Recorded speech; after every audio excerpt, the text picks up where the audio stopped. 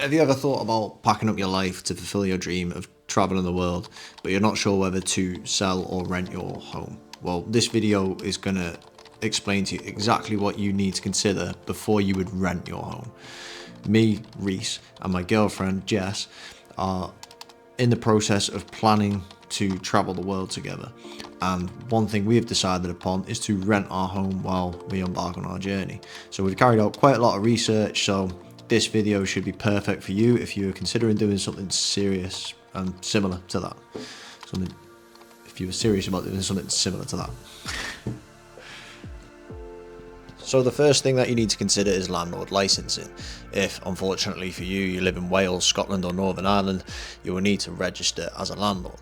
You can do this online. Now in England, you don't need to do this unless you are renting out a HMO, a house of multiple occupancy. The possibility of creating a national landlord register in England, however, has been discussed, but there's nothing concrete yet.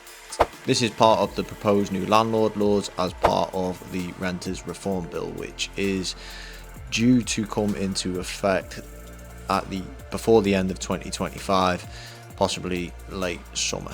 The second thing that you need to consider is your energy performance certificate. Your rental property must have an energy performance certificate, otherwise known as an EPC.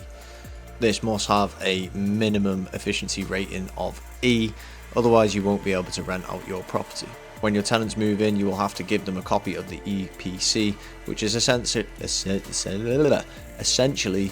certificate which will tell your tenants how much the property will cost to run.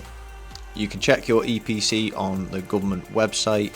Ours is actually rated D and is due to expire in 2026, so this is something that we will have to renew. It's fairly cheap to do, and we've also done a lot of work on the house. We've insulated the floor downstairs and we have installed a log burner, which is classed as an additional heating source, so our efficiency rating could possibly improve. When you view your EPC on the government website, it will also give you recommendations on how you can improve the efficiency rating of your property. You will need to consider any electrical safety checks or any electrical work that needs to be carried out. An electrical safety certificate will need to be provided. It's also worth checking if any of your electrics need updating before you rent, especially if you are traveling the world and you want a peace of mind. We need some electrics upgraded in our house after we found out if any of your electrics malfunction for whatever reason and it causes any damage to the tenant's appliances, then they actually have a right to sue. Not only that, but you don't want your house to burn down. If you are going to leave any appliances in the property, they will also need to be checked to make sure they are safe. Any appliances that you leave in the property will need to display the CE mark to ensure that it complies with European safety laws. We are leaving some appliances in the property. We have a built-in microwave and a built-in oven, but after speaking to some estate agents, it's now becoming less and less common for landlords to leave appliances in the properties.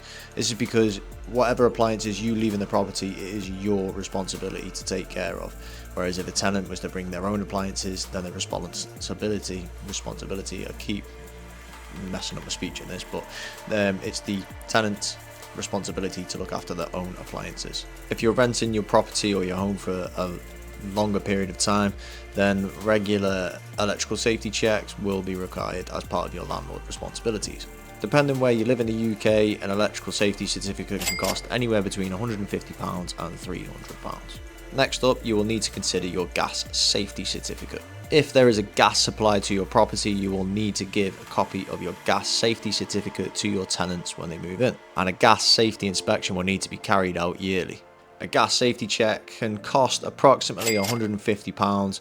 Again, this depends where you live in the UK, and it also depends on how many appliances are being tested. Fire safety regulations. Okay, this one will be brief. So before you put your property on the market, make sure that it's got adequate fire safety precautions in place. This is another legal requirement for landlords. Basically, all properties need to have at least one fire alarm fitted per floor in the household, as well as a carbon monoxide alarm fitted in each room where a solid fuel burning appliances. So for example, you need a carbon monoxide alarm in the room where your boiler is at, and for us we have a log burner, so we also have a carbon monoxide alarm fitted in the front room where that's located. Homes that are considered HMOs need to have extra fire precautions such as fire doors and fire extinguishers. If you're thinking about renting your property out furnished, then make sure that all of your furnishings and appliances meet with the fire safety standards. This is something that we're considering because you can fetch a higher rate of rent. It also means that we'll have to get a smaller storage unit, which will cost us less. But you have got to make sure that all of your furniture is suitably labelled to show that they meet the specified ignition resistance levels. So now a little bit about managing the property whilst you're away. As a landlord, you have a legal obligation to provide a safe home for your tenants. This means it's free from any hazards such as damp and mould. Local councils will use the housing, health and safety rating systems. Tried to say that as smoothly as I could. They use this to make sure that the properties are suitable and safe to live in. There's a lot that comes under this, but it's worth having a read through just to save any headaches before you put your market on the property, before you put your property on the market. Oh my god, this is absolutely abysmal. Okay, moving on. This is a big one. Landlord insurance. Now, landlord insurance isn't compulsory, but it does offer a peace of mind, especially since a regular home insurance policy does not cover rental properties. This is something that we will definitely be investing in. This can cover legal costs in the event there are any disagreements with the tenants over rent, or if they do not move out of the property once the tenancy agreement has finished. I'm sure you've heard horror stories, as have we, so we would rather just be safe than sorry. Especially since the Renters Reform Bill will be further favouring renters and tenants, which is being implemented before the end of 2025. Landlord insurance, like any insurance, has different levels of cover. For example, this could just be building and contents, or legal cover, as well as landlord liability insurance. Now, on a side note, this is something that I'm no expert in whatsoever. This is just my understanding of it, but landlords will have to pay tax on any profit that they make out of a property. They'd have to pay tax on anything that they earn over £12,000. So if you have no job and you earn under £12,000, then this doesn't apply to you. However, the things like landlord insurance, I think the interest on your mortgage, any minor repairs, estate agent fees can all be offset against your tax bill. But like I say, I'm no expert, that's just my understanding of it, and I'm probably just going to leave that to the accountant. Moving on then, tenant referencing. It is a legal requirement to carry out tenant referencing. This is probably something that your estate agent will do for you. The scale of this is up to you, but as a minimum you'll have to do a credit check on your tenants. Estate agents will likely check bank statements as well to ensure that they can afford the rent price of the property, and they will likely also ask for a previous rental reference. This also ties in with your landlord insurance, as different insurance will have different criteria as what is acceptable for tenants referencing. So it's worth finding out what your insurance expects when taking out your insurance policy. Even if you don't want to do a full background check, then it's worth getting a tenant's reference off of a previous rental property. This way you'll know how well they keep up with rental payments and possibly how well they look after your property. You'll also have to carry out something called right to rent checks. Again, this is something that your estate agents will carry out for you. So landlords renting properties in England will have to do a right to rent check, and this is to make sure that they're legally allowed to live in the UK. Failing to carry out these checks could lead to a hefty fine. The Home Office recommends using a certified digital identity service provider to carry out your right to rent checks. Like I say, this is something that will be carried out by your estate agents. Likewise, your estate agents will likely write up a tenancy agreement for you. This is not compulsory, but it is a good idea to have a signed contract stating the terms of your rental agreement, period that they will be renting the house for, and how much they will be paying in rent. Legal rights, responsibilities, and the term of the tenancy is something that will be outlined in the tenancy agreement. You can also include any other conditions that you would like the tenant to follow, and you can check with a solicitor to make sure that your tenancy agreement is definite.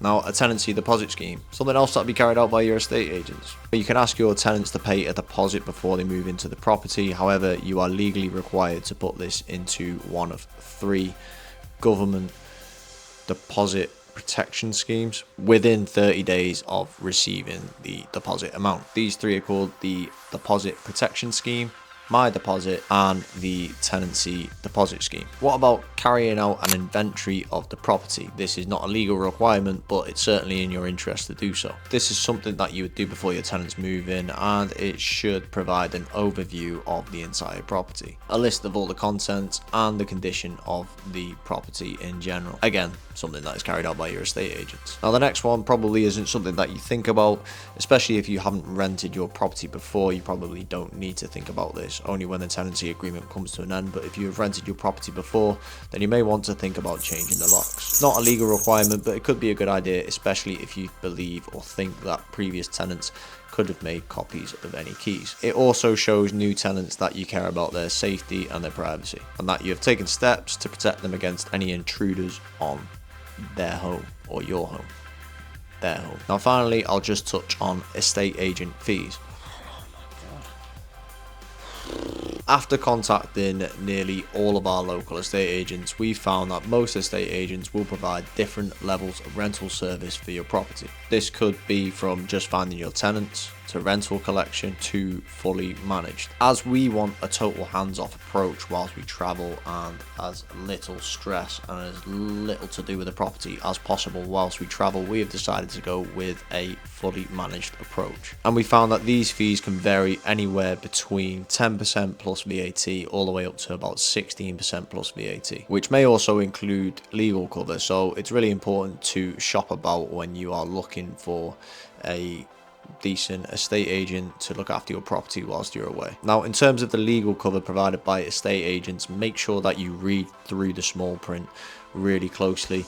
This is probably the most important factor to us, but we found that some of the legal cover which we've had a read on from different estate agents can be a little bit unclear, so make sure that you get things in writing and you ask the right questions. So finally, overall, it can seem like a pretty daunting task to rent your home out whilst you go traveling the world. We were this close to just putting the house up for sale and banking the money whilst we traveled, and we would just make sure that we left enough money in the bank for a deposit on a new home when we returned home. However, after speaking to others who have rented their property whilst they travel, they reassured us that it's relatively simple and they encountered very little issues. So we have decided to rent, along with the fact that if we sold our house, we'd have to pay our mortgage off early, so it would cost us quite a chunk of money, but I do go into more detail in that in our previous video. Now, as I say, I know this is the boring stuff, but I hope this video helped sum things up for you. We are honestly so excited to share our journey around the globe with you, but before that happens, we've got some organising to do, so there might be a couple more boring videos, but like I say, it is important. We are almost there. We've done a lot of research now, and hopefully this video is helpful to you. If you did find this video helpful, then please remember to hit the subscribe button, like, comment, and yeah, thanks for any support that anybody has shown already, and we cannot wait to share our journey with you.